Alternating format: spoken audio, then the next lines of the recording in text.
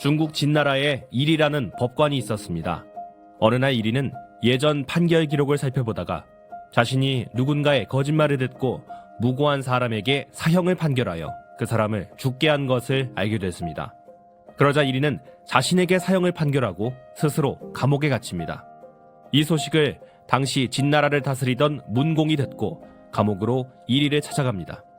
문공은 무고한 사람이 사형을 당한 것은 안타깝지만 이 일은 일이의 책임이 아니라 실무를 담당한 부하의 잘못이라며 감옥에서 나올 것을 권합니다. 문공의 말에 일이는 이렇게 답합니다. 신은 담당 부서의 장관으로서 판결을 잘못 내려 사람을 죽여놓고 그 죄를 부하들에게 떠넘길 수 없습니다. 일이를 아끼던 문공, 일이를 설득하는데요. 그런 논리라면 자네를 법관으로 기용한 나에게도 죄가 있는 것 아닌가? 내가 다 용서할 테니 이제 감옥에서 나오시게나. 그러자 일이는 전하, 법관에게는 법도가 있습니다. 법을 잘못 적용하면 법관은 그 벌을 받아야 하고 잘못 판단하여 남을 죽였다면 그 법관 자신이 죽어야 한다고 법에 명시되어 있습니다. 임금께서는 신이 이러한 법을 공정하게 집행할 것으로 믿고 저를 법관으로 삼으신 것 아닙니까?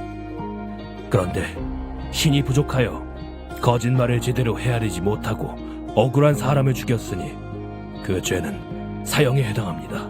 라고 말하고 호위병에 칼을 뽑아 자결했습니다. 그 후 법관으로서 법을 수행한 이리를 기려 이리복검이란 고사성어가 만들어졌고 중국의 유명한 역사가인 사마천이 이를 기록으로 후대에 전했습니다. 이리가 지금 문재인 정권의 법치주의 붕괴를 본다면 한숨만 쉴 것 같습니다.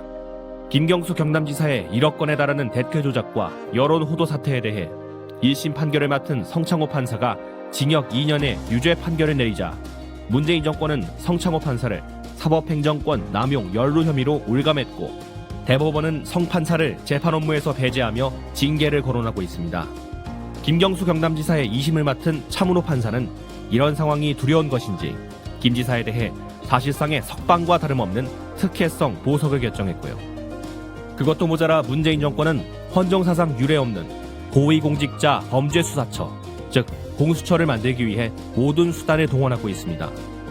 우리나라의 수사기관은 검찰과 경찰이 서로 균형과 견제를 이루고 있고 정치적 압력을 최소화할 수 있는 독립적 기구의 성격을 가지고 있지만 공수처는 대통령 직속 기구로 정치적 압력으로부터 절대 자유로울 수 없습니다. 심지어 고위공직자의 비위를 수사한다면서 그 대상에 대통령의 가족과 국회의원은 포함시키지 않고 있는데요.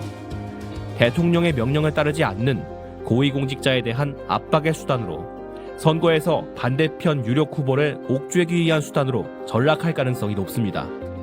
급기야 문무일 검찰총장마저 공수처의 위험성에 대해 자리를 걸고 항명하는 일이 벌어지고 있습니다.